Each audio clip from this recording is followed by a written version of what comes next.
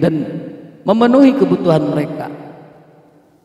Kasih sayang kepada anak yatim tentu saja bukan hanya diwujudkan dengan belayan rambut belaka, tapi juga mengurus anak yatim secara baik dan memberi kesantunan untuk sandang, pangan, papan dan pendidikannya. Maka pemberian santunan bukan hanya dilakukan pada tanggal 10 Muharram saja, tapi juga pada bulan-bulan yang lainnya. Menyantuni anak yatim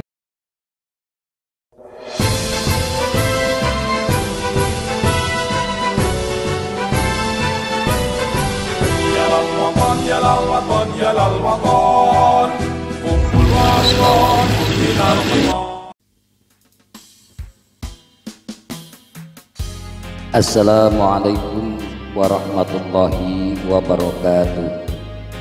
Alhamdulillahirabbil alamin, wassalatu wassalamu ala sayyidina wa maulana Muhammadin sallallahu alaihi wasallam wa ala alihi wa ashabihi wa man tabi'ahu ila yaumiddin, amma ba'du. Hadirin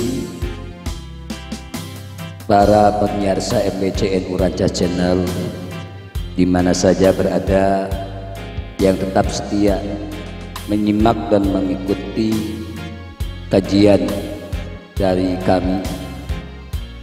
Sebelum kita memulai kajian ini, izinkan saya untuk menyampaikan salam dan doa. Semoga para sahabat-sahabat senantiasa berada di dalam lindungan Allah Subhanahu wa Ta'ala, dipanjangkan umur dan disehatkan, serta diberikan kelapangan rezeki oleh Allah Subhanahu wa Ta'ala dan diberi keberkahan. Beberapa hari ini kami agak jarang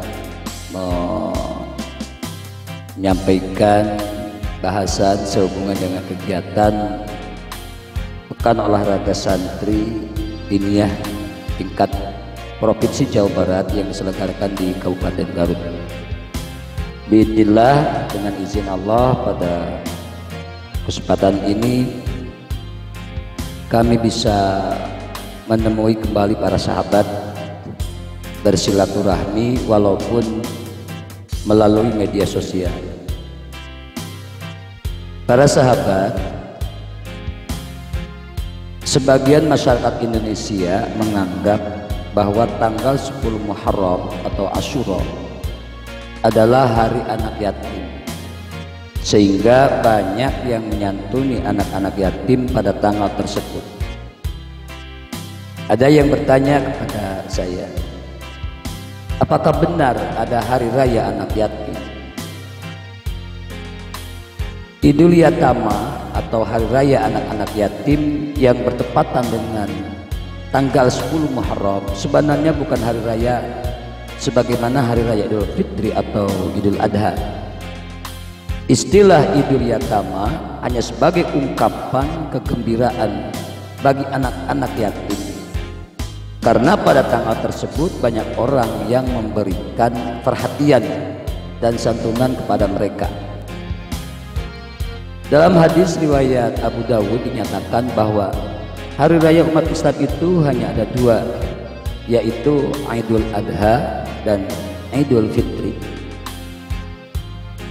Hadisnya an Anasin qala qadima Rasulullah sallallahu alaihi wasallam al-Madinah walahum yaumani yal'abuna fihima faqala ma hadanil yauman qalu kunna nal'abu fihima fil jahiliyah faqala Rasulullah sallallahu alaihi wasallam innallaha qad abdalakum bihima khairan minhuma yaumal adha wa yaumal fitri.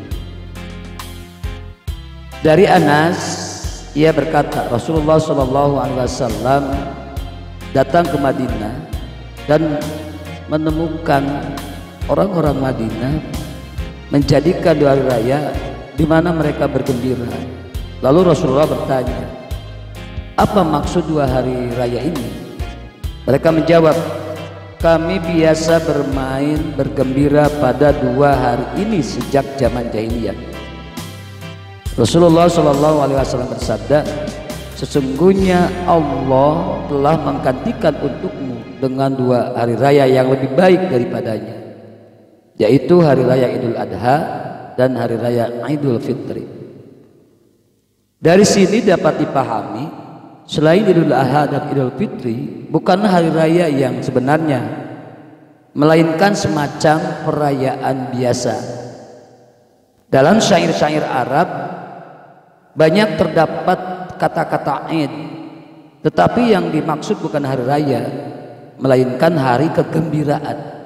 Jadi istilah Idul Yatama tidak jauh berbeda dengan istilah hari pahlawan, hari kemerdekaan, hari lingkungan hidup, hari ibu, hari Kartini dan sejenisnya.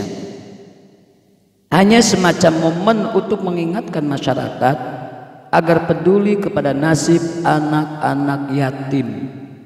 Momen itu tidak pula dimaksudkan bahwa santunan kepada anak yatim hanya berlangsung pada tanggal 10 Muharram saja. Menyantuni anak yatim bisa dilakukan kapanpun dan dimanapun. Momentum 10 Muharram dijadikan sebagai Idul Yatama berdasarkan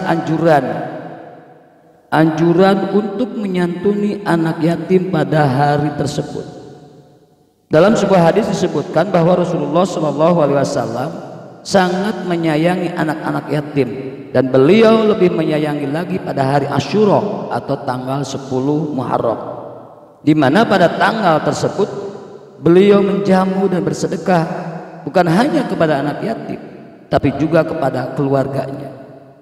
Dalam kitab Faidul Qadir disebutkan menjamu anak yatim dan keluarganya pada tanggal 10 Muharram merupakan sunnah Nabi dan membuka dan menjadi pembuka pintu keberkahan hingga setahun penuh. Kemudian dalam kitab Tanbihul Ghafilin bil Ahadits Sayyidil Anbiya'i wal Mursalin disebutkan bahwa Rasulullah SAW bersabda, yang artinya barang siapa berpuasa pada hari Asyura tanggal 10 Muharram, niscaya Allah akan memberikan 1000 pahala dan pahala 10.000 pahala syuhada.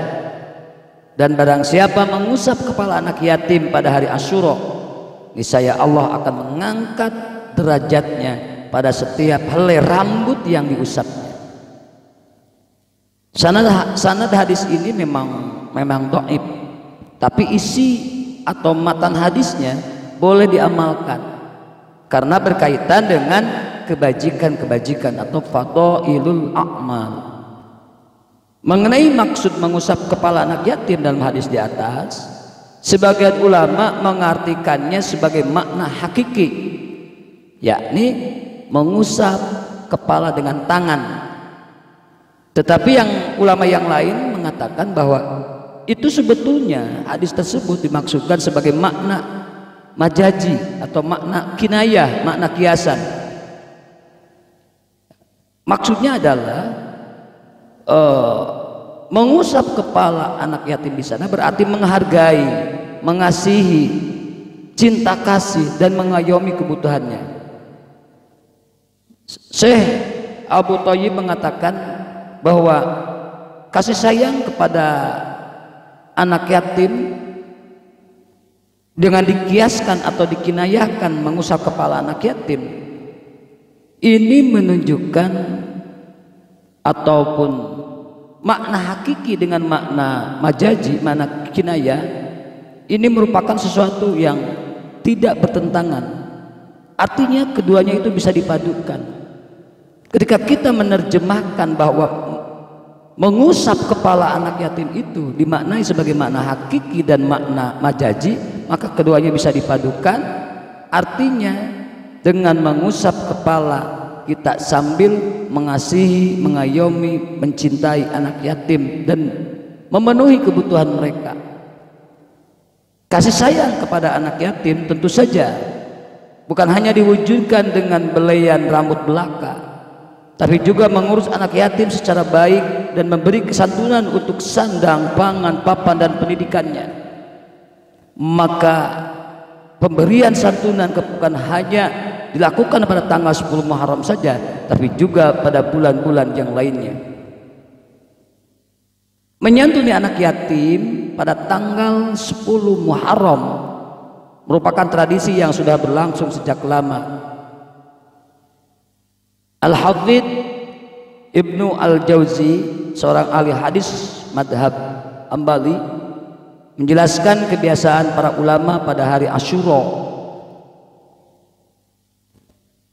Banyak sekali yang beliau sampaikan, diantaranya mandi pada hari Asyura, bersedekah kepada fakir miskin, menyantuni dan mengusap kepala anak yatim, memberi makan, memberi minum, menjenguk orang sakit, dan banyak amalan-amalan yang lainnya.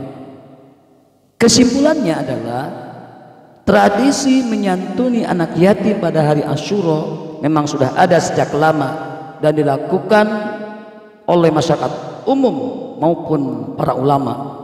Dari tradisi tersebut lalu muncul istilah Aidul Yatama atau Hari Raya Anak Yatim.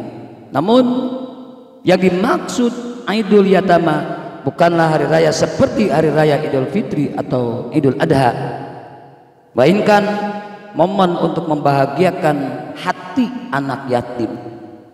Juga 10 Muharram adalah waktu yang tepat untuk mengingatkan orang yang selama ini acuh tak acuh atau kurang peduli agar terbuka mata hatinya sehingga mau memperhatikan nasib anak-anak yatim. Momen 10 Muharram tidak pula dimaksudkan bahwa santunan kepada anak yatim hanya berlangsung pada hari tersebut, karena menyantuni anak yatim bisa dilakukan kapanpun dan dimanapun. Demikian bahasan singkat ini, kami mengajak kepada sahabat-sahabat, juga mengajak kepada diri saya sendiri. Mari kita bersama-sama untuk memperhatikan kebutuhan-kebutuhan anak yatim, sehingga kita termasuk golongan orang yang sebagaimana disyaratkan oleh Rasulullah SAW.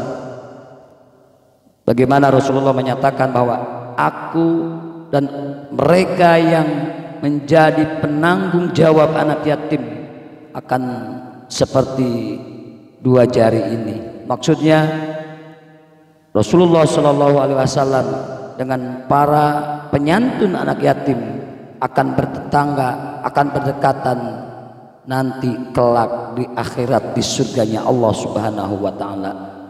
Demikian, terima kasih, semoga ada manfaatnya. Mohon maaf bila ada kekurangan, kritik dan saran sangat kami nantikan. Wallahul muwaffiq ila aqwamit thoriq. Wassalamualaikum warahmatullahi wabarakatuh.